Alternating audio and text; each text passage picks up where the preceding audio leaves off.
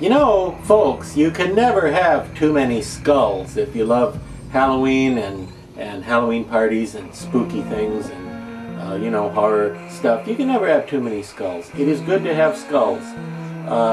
As an artist, I have no useful skulls. Or maybe that's skills. But anyway, I'd like to recommend a pretty nifty skull mask this evening. Oh, by the way, this is Creepy Cheapies, also known as Dr. Lady's Affordable Mask Pick of the Week. I, of course, am, who am I? I'm a Chester Arthur. Yeah, that's who I am. And tonight's mask is a skull. Big surprise there. This one just called Boneface. Not to be confused with the historical figure of Pope Boneface. It's entirely different. Boneface here, they can't all just be called Skull, you know. Everyone does a skull at some point. Let's call them something besides just Skull, huh? This one is from Chaotic Creations. That's C-H-A-O-T-I-C, for those of you who can't spell chaotic. And it's C-H-A-O-T-I-C for those of you who can spell chaotic. Now this guy, again, you'll need to get it from the Chaotic Creations website, because I don't think stores sell this one. I don't believe. And I've never seen it in a store, but then I don't get out much.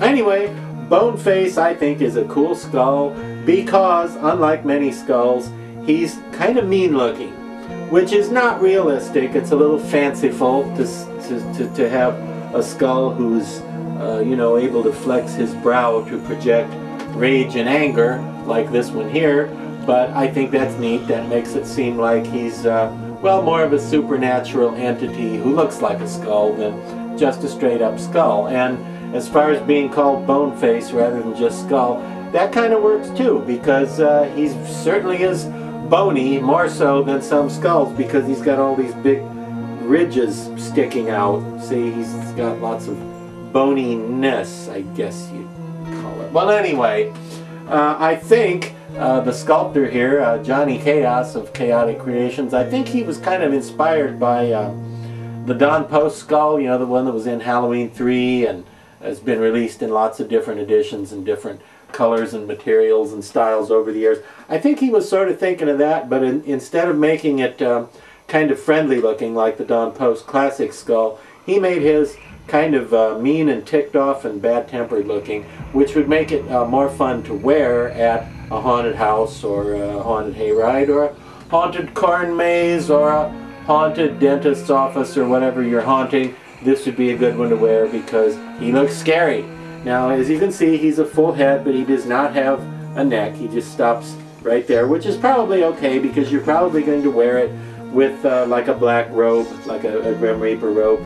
And I don't know if you can see this, but in his eye holes, he's got sort of a diagonal slit thing going on, which could be cut out larger if you like. If you feel like you can't see well enough out of the slit, you can cut more of that out until you can see just fine.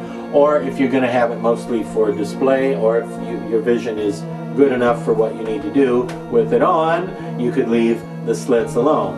All right, but old Boneface here is painted, just given like a stipple paint or a sponge paint job, wiped on and smudged on light gray over very dark gray, almost black latex, and it has a nicely, well, it has a nice crusty, layered, detailed look to it, a nice look to the texture. And if you don't want to wear a skull mask, you could always just sit this one there as a prop in your Halloween display, in your laboratory or your graveyard scene or wherever. It kind of looks like it's made out of stone because the color is gray rather than like a yellowy kind of bone color like some skulls.